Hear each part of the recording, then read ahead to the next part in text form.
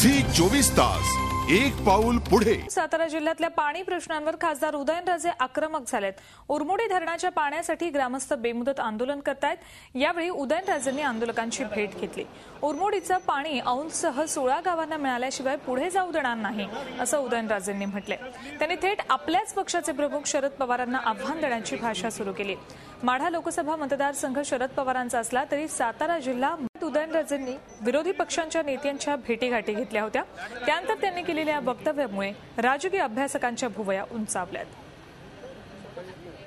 16 गावं ही संपूर्ण आणि औंध हा परिसर संपूर्ण पवार साहेबांच्या मतदारसंघातला हा भाग जरी असला तरी जिल्हा हा माझा जिल्हा या भावनेने प्रत्येक जिल्हे हे माझे जिल्हे